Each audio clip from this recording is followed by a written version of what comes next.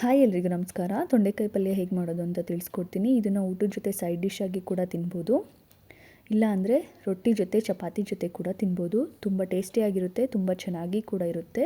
ಇದನ್ನು ತಿಂದರೆ ಆರೋಗ್ಯಕ್ಕೂ ಕೂಡ ತುಂಬ ಒಳ್ಳೆಯದು. ನೀವು ಒಂದ್ಸಲ ಮನೇಲಿ ಟ್ರೈ ಮಾಡಿ. ಹಾಗೆ ಈ ವಿಡಿಯೋನ ಯಾವುದೇ ರೀತಿ ಸ್ಕಿಪ್ ಮಾಡದೆ ಪೂರ್ತಿಯಾಗಿ ನೋಡಿ.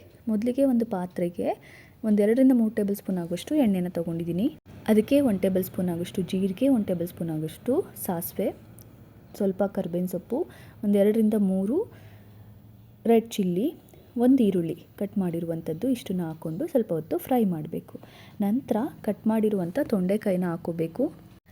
ತೊಂಡೆಕಾಯಿನ ಮೊದಲೇ ವಾಶ್ ಮಾಡಬೇಕಾದ್ರೆ, ಕಟ್ ಮಾಡೋಕ್ಕೆ ಮುಂಚೆ ವಾಶ್ ಮಾಡಿ ಸ್ವಲ್ಪ ಉಪ್ಪು ಹಾಕ್ಕೊಂಡು, ಯಾಕಂದರೆ ಅದು ಕೂಡ ಬೆಂಡೆಕಾಯಿ ಥರ ಸ್ವಲ್ಪ ಲೋಳೆ ಬಿಡುತ್ತೆ.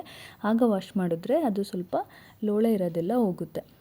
ನಂತರ ಅದನ್ನು ಯಾವ ಶೇಪ್ ಬೇಕು ನಿಮಗೆ ಆ ಥರ ಕಟ್ ಮಾಡಿ ಇಟ್ಕೋಬೋದು.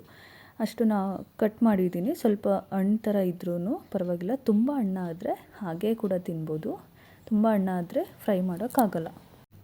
ಇದನ್ನು ಹಾಕ್ಕೊಂಡು ಸ್ವಲ್ಪ ನಿಮಗೆ ಉಪ್ಪು ಎಷ್ಟು ಬೇಕೋ ಅಷ್ಟು ನೋಡಿ ಹಾಕ್ಕೊಂಡು ಫ್ರೈ ಮಾಡ್ಕೊಳ್ಳಿ.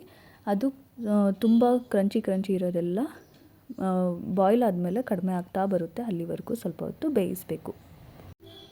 ಇಷ್ಟನ್ನು ಹಾಕ್ಕೊಂಡು ಬೇಯಿಸಾದ್ಮೇಲೆ ನೀವು 1 ಟೇಬಲ್ ಸ್ಪೂನು ಗರಂ ಮಸಾಲ, ಧನಿಯಾ ಪೌಡರು, ಮತ್ತು ನಿಮಗೆ ಎಷ್ಟು ಬೇಕು ರುಚಿಗೆ ಉಪ್ಪು, ಮತ್ತು ಖಾರಕ್ಕೆ ಅಂತ ಹೇಳಿ ಸ್ವಲ್ಪ ಚಿಲ್ಲಿ ಪೌಡ್ರು, ಇಷ್ಟನ್ನು ಕೂಡ ಹಾಕ್ಕೊಂಡು ಚೆನ್ನಾಗಿ ಫ್ರೈ ಮಾಡ್ಕೊಳ್ಳಿ. ಚಿಲ್ಲಿ ಪೌಡರ್ ಬದಲು ಮನೆಯಲ್ಲೇ ಮಾಡಿರುವಂಥ ಸಾಂಬಾರು ಪೌಡರ್ ಕೂಡ ಯೂಸ್ ಮಾಡ್ಬೋದು.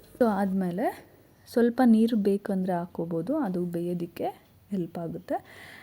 ಆದ ನಂತರ ಕೊನೆಯಲ್ಲಿ ಸ್ವಲ್ಪ ಕಾಯಿ ತುರಿ, ಕಟ್ ಮಾಡಿರುವಂಥ ಕೊತ್ತಂಬರಿ ಸೊಪ್ಪು, ಇಷ್ಟನ್ನು ಹಾಕ್ಕೊಂಡು ಚೆನ್ನಾಗಿ ಫ್ರೈ ಮಾಡಿಕೊಂಡ್ರೆ ತೊಂಡೆಕಾಯಿ ಪಲ್ಯ ರೆಡಿ ಇರುತ್ತೆ. ನೀವು ಒಂದ್ಸಲ ಮನೇಲಿ ಟ್ರೈ ಮಾಡಿ. ಹಾಗೆ ನನ್ನ ವಿಡಿಯೋ ನಿಮ್ಗೆ ಇಷ್ಟ ಆಗಿದ್ದರೆ ಲೈಕ್ ಮಾಡಿ, ಶೇರ್ ಮಾಡಿ, ಸಬ್ಸ್ಕ್ರೈಬ್ ಮಾಡಿ ನನ್ನ ಚಾನಲ್ನ ಅಂತ ಹೇಳ್ತಾ ಮುಂದಿನ ರೆಸಿಪಿಗಾಗಿ ಕಾಯ್ತಾ ಇರಿ. Thank you.